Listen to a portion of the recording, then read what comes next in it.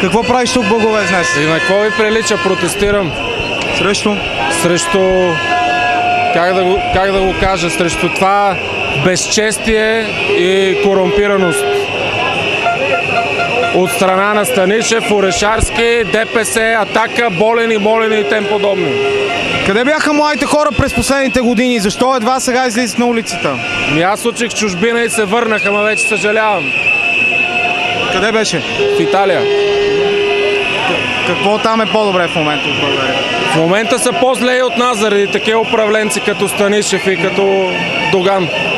А какво би те накарало да останеш в България? Какво би променил? Кои са първите три неща? Да падне правителството, тези номенклатури, които са в управлението, да се махнат и да има ясно гласуване, а не всеки да подменя подписите в изборните секции. Всеки гражданин да може да види дали е гласувал или не, а не да подменят резултата. Какво мечтаеш да се случи в България? Ти за какво мечтаеш днес? Да има мир, да има разбиране между хората и да бъдем по-добри.